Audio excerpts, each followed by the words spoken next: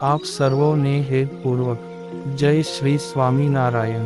આજની સત્સંગ કથા વાર્તા નિજ મંદિર સાવરકુંડલા।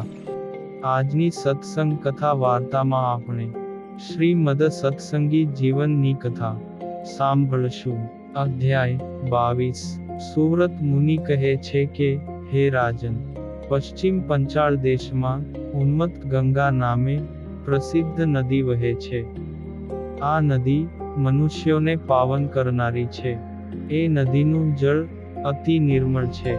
આ નદીમાં શ્રી હરિએ મુનિ મંડળોની સાથે અનેક વખત જળક્રીડા કરી છે, અને તેથી જ આ નદીનું જળ મનુષ્યોના મહાપાપને પણ ધોનાર છે। હે રાજન, પાવનકારી આ નદીને કિનારે દુર્ગપુર નામે નગર આવેલું છે। એ નગરમાં ચારે વર્ણના મનુષ્યો નિવાસ કરીને રહે છે। પૂર્વે આ નગર ભગવાન શ્રી કૃષ્ણની દ્વારિકા નગરના શાખા નગર તરીકે પ્રસિદ્ધ હતું। આ નગરમાં અભય રાજા નિવાસ કરીને રહેતા હતા। તે રાજા ક્ષત્રિયોના ધર્મનું પાલન કરતા, સ્વભાવથી શૂરવીર ને સત્શાસ્ત્રોનું શ્રવણ કરવામાં પ્રીતિમાન હતા। અભય રાજાનું લગ્ન કારિયાણીના નાગેશ નામના રાજા અને પૂર્ણા નામની મહારાણીના પુત્રી સુરપ્રભા દેવી સાથે થયું હતું। બોટાદના રણગામી નામના રાજાની સોમાદેવી નામની પુત્રી પણ અભયરાજાના બીજા પત્ની હતા। અભય રાજાની બંને પત્નીઓ પતિવ્રતાના ધર્મમાં નિષ્ઠાવાન। આ બંને પત્નીઓમાં સુરપ્રભા નામના મોટા પત્ની, તેમને જયા દેવી, લલિતા દેવી, પાંચુ દેવી તથા નાનુ દેવી એમ 4 કન્યાઓ હતી। અભય રાજાના બીજા પત્ની સોમાદેવી હતા। તેમને ઉત્તમ નામે એક ગુણવાન પુત્ર હતો। એ પુત્ર સ્વભાવથી શાંત હતો। તેની વાણી મધુર હતી, તેમજ એનું જીવન સદાચાર પરાયણ હતું। જયા દેવી અને લલિતા દેવી પણ બુદ્ધિમાન હતા। બાલ્યાવસ્થાથી જ પતિનું મૃત્યુ થવાથી તેઓ બંને વિધવા બન્યા હતા। તેથી વિષયોના રાગમાં વૈરાગ્ય પામી પિતાને ઘેર નિવાસ કરીને બ્રહ્મચર્ય વ્રતનું પાલન કરતા હતા। તેમજ તપ અને ધર્મપરાયણ જીવન જીવતા હતા। અભય રાજાને સોમા નામની બહેન હતી, અને ગાલવ નામે સાળો હતો। તેમનો સમસ્ત પરિવાર ધાર્મિક અને ભગવાન શ્રીકૃષ્ણને વિશે ભક્તિમાન હતો। સુવ્રત મુનિ કહે છે કે, હે રાજન, અભય રાજા પોતાના પરિવારજનોની સાથે પ્રતિદિન નિયમપૂર્વક શ્રીમદ ભાગવત પુરાણની કથાનું આદરપૂર્વક શ્રવણ કરતા હતા। દિવસ દરમિયાન વક્તાના મુખેથી સાંભળેલી કથાને અભય રાજા રાત્રે દરબાર ગઢમાં ભેળા થયેલા પોતાના સંબંધી જનોની આગળ અનુવાદ રૂપે ફરી સંભળાવતા અને તેનું વારંવાર મનમાં ચિંતવન કરતા હતા। અભય રાજાએ સમગ્ર શ્રીમદ ભાગવત પુરાણની કથાનું શ્રવણ કરીને વિપ્રને દક્ષિણા આપી, તથા ફરી વાર તેમની પાસે સમગ્ર ભાગવતનું શ્રવણ કર્યું। આ રીતે 7 વખત પ્રેમથી કથાનું શ્રવણ કર્યું। અભય રાજા જ્યારે જ્યારે શ્રીમદ ભાગવત પુરાણનું શ્રવણ કરતા, ત્યારે ત્યારે નવમ સ્કંધના આ નીચેના બંને શ્લોકોનું મનન કરતા। પૃથ્વી પર જ્યારે જ્યારે અધર્મની વૃદ્ધિ અને ધર્મનો નાશ થાય છે, ત્યારે ત્યારે નિશ્ચય ભગવાન અવતાર ધારણ કરે છે। આ શ્લોકના અર્થનો વારંવાર મનમાં વિચાર કરતા હતા કે અત્યારે ધરતી ઉપર ચારે બાજુ અધર્મનું સામ્રાજ્ય છવાયું છે। તેથી આ સમય જરૂર ભગવાનના પ્રાગટ્યનો છે। એ પ્રમાણે અભય રાજા પોતાના મનમાં જાણતા હતા। પદાર્થોમાં વૈરાગ્ય પામેલા અભય રાજાના મનમાં પ્રતિદિન આ પ્રકારના જ વિચારો આવ્યા કરતા હતા।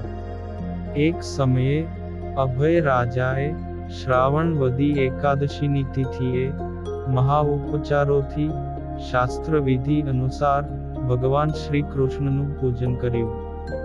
એકાદશી વ્રતમાં નિર્દેશ કરેલા નિયમોનું પાલન કરતા અભય રાજાએ ભગવત પૂજન અર્ચન વિધિ સમાપ્ત કરીને શ્રી કૃષ્ણ પરમાત્માના અનેક પદોનું સંકીર્તન કર્યું।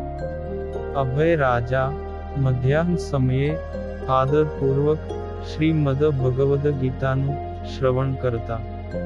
ત્યારબાદ કથાને અંતે સ્વયં ભગવદ વાર્તા કરતા ને કહેતા કે હે બંધુજનો, મારા મનના વિચારો તમારી સમક્ષ રજૂ કરું છું, તે તમે સાવધાન થઈને સાંભળો।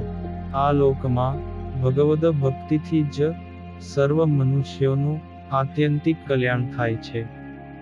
જ્યારે ભગવાન સ્વયં પ્રત્યક્ષપણે બિરાજતા હોય ત્યારે જે જન તેની ભાવપૂર્વક ભક્તિ કરે છે તો તે ભક્તિ તત્કાળ ફળ આપનારી થાય છે, અને અર્ચા સ્વરૂપને વિશે કરવામાં આવેલી ભક્તિ બહુકાળે ફળ આપનારી મનાયેલી છે। જે પુરુષોએ પ્રત્યક્ષ શ્રી કૃષ્ણ પરમાત્માનું દર્શન અને શક્તિ અનુસાર પૂજન કર્યું તે ધન્ય છે। તે પુરુષો મૃત્યુ પછી ભગવદ ધામને પામ્યા છે।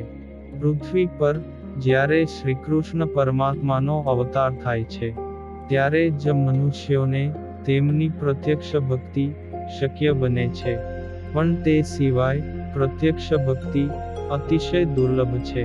પૃથ્વી પર અધર્મની વૃદ્ધિ અને ધર્મનો વિનાશ એ જ પરમાત્માને અવતાર ધર્યાનું પ્રયોજન છે, અને આ સંદર્ભમાં ભગવાનના વચનો પ્રમાણભૂત રહેલા છે તે હું તમને સંભળાવું છું।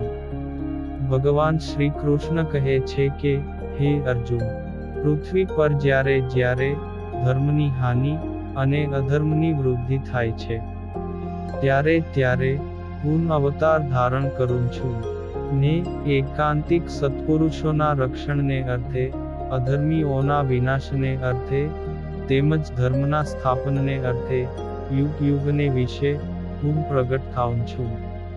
ભગવાનના આ પ્રકારના વચનો છે।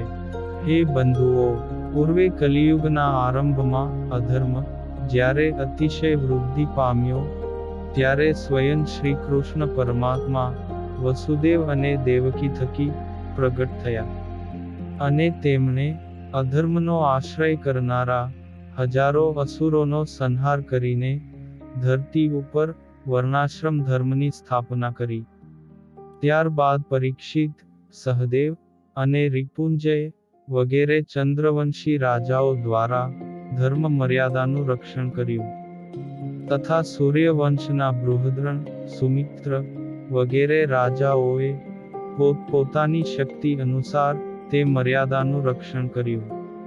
ત્યારબાદ કાળે કરીને ક્ષીણ થયેલા ધર્મના સેતુનું વિક્રમાદિત્ય તેમજ શાલિવાહન વગેરે રાજાઓએ યથાર્થ રક્ષણ કર્યું। ત્યારબાદ ભગવદપાદ શ્રી શંકરાચાર્યે નાસ્તિકો ઉપર વિજય પ્રાપ્ત કરીને પોતાના પ્રતાપથી ધરતી પર ધર્મ સેતુની પ્રતિષ્ઠા કરી। ત્યારબાદ અતિ સમર્થ શ્રી વિષ્ણુ સ્વામી, ભગવતપાદ શ્રી રામાનુજાચાર્ય, શ્રી મધ્વાચાર્ય, શ્રી નિમ્બાર્કાચાર્ય વગેરે આચાર્યોએ ધર્મ માર્ગનું પાલન પોષણ કર્યું। ત્યારબાદ શ્રી વલ્લભાચાર્ય અને તેમના પુત્ર વિઠ્ઠલનાથજીએ ધર્મનું રક્ષણ કરીને ભગવાન શ્રી કૃષ્ણની ભક્તિનું પ્રવર્તન કર્યું। આ લોકમાંથી તેઓના અંતર્ધાન થયા પછીના આ સમયમાં બળવાન બનેલા અધર્મે સહિત કળિયુગે ગૃહસ્થ, સંન્યાસી અને રાજા વગેરેમાં પ્રવેશ કર્યો છે। મનુષ્યોના વર્ણાશ્રમ ધર્મમાં વર્ણ સંકરતા જોવામાં આવે છે। ઉત્તમ પુરુષો પણ અધર્મને વિશે પ્રીતિમાન બન્યા છે। શૂદ્ર મનુષ્યો પણ ત્રય્યવર્ણિક મનુષ્યોના આચાર જેવા આચારવાન થયા છે। ત્રય્યવર્ણિક મનુષ્યો શૂદ્રના આચાર જેવા આચારવાન થયા છે। ત્યાગી તેમજ વિતરાગી સાધુઓ બહુધા ગૃહસ્થ જેવા બન્યા છે, અને ગૃહસ્થો સંન્યાસી જેવા બન્યા છે. સ્ત્રીઓ પતિવ્રતા ધર્મનો ત્યાગ કરીને વ્યભિચાર પરાયણ બની છે. ઉત્તમ મનુષ્યો પણ હિંસા, માંસ અને મદિરાનું સેવન કરે છે. હે બંધુઓ, મનુષ્યો ભક્તિ, તપ, યોગ અને ધર્મનું પાલન કેવળ સ્ત્રી, રસાસ્વાદ અને ધનની પ્રાપ્તિને અર્થે જ દંભથી કરે છે.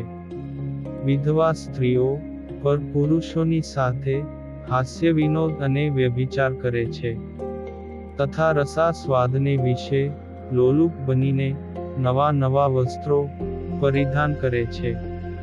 પૃથ્વી પર આ પ્રમાણે ભગવદ ભક્તોથી ન જોઈ શકાય તેવી અધર્મ અને કળિયુગની પ્રવૃત્તિ ચારે તરફ જોવામાં આવે છે.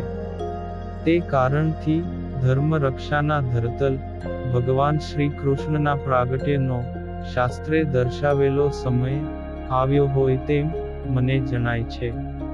સત્શાસ્ત્રના વચનો પ્રમાણભૂત હોવાથી અધર્મનો વિનાશ કરવામાં તત્પર ભગવાન કોઈ પણ સ્થળે જરૂર પ્રગટ થયા હોવા જોઈએ.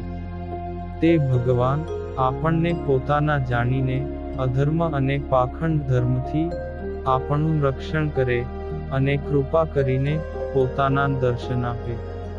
સુવ્રત મુનિ કહે છે કે અભય રાજા પોતાના બંધુજનોને આ પ્રકારની જ્યારે વાત કરે છે તે જ અવસરે કારિયાણી ગામના ખટવાંગ રાહર્ષિ તેમના રાજદરબારમાં પધાર્યા. અભય રાજાએ પણ વયોવૃદ્ધ અને પોતાના મિત્રવર્ય શ્રી ખટવાંગ રાહર્ષિનો યથાયોગ્ય સત્કાર કર્યો.